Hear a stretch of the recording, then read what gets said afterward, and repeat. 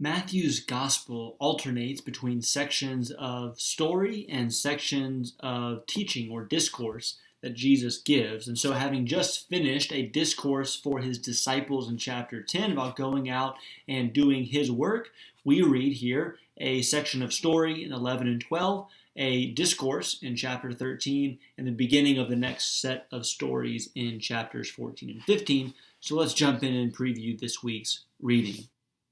Okay, going out of order, let's talk first about the discourse in chapter 13 because this is critical to understanding really all of Jesus' teaching and in some ways understanding all of the stories that are taking place. Chapter 13 is where Jesus speaks in parables, which are like stories that have these meanings that you have to think a little bit about to understand what it is that Jesus is trying to get across. And really the main parable, the parable to understand all parables, is the parable of the sower. And Matthew, Jesus takes a lot of time to explain it to his disciples, and Matthew puts quite a bit of emphasis on it. The whole point of the parable of the sower is that people will receive the message in different ways and do different things with it depending on the condition of their heart.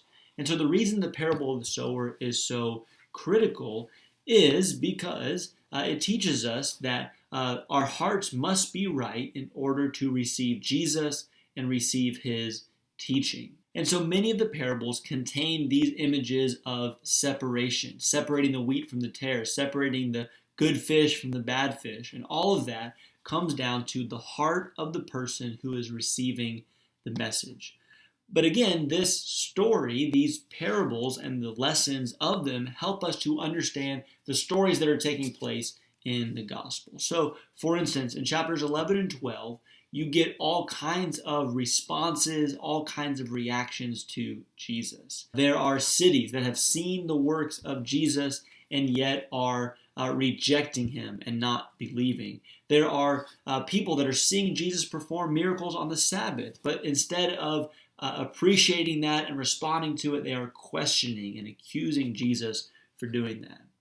In the context of this statement in chapter 11, even John the Baptist has his doubts about maybe the way things are going. He's in prison. Maybe Jesus' ministry looks different than what he was expecting.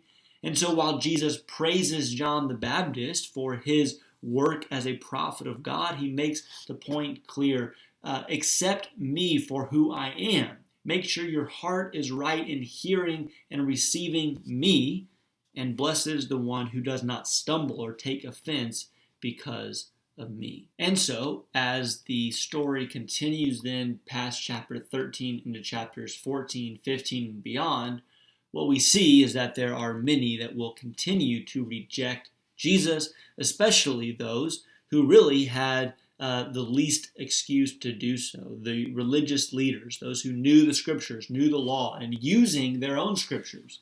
Isaiah quoted quite a bit in this section of Matthew. Jesus says in chapter 15 that while their lips honor God, their hearts are far from him. In fact, there's a story later on in that chapter of a Gentile woman who persistently and humbly and submissively comes to Jesus and begs him to heal her daughter. And she, I think, is held up as the example of what Jesus is speaking. And it's found among those who you wouldn't expect to have it, and those that are expected to have it, their hearts are of a hard and stubborn condition that reject and do not receive the message and ministry of Jesus.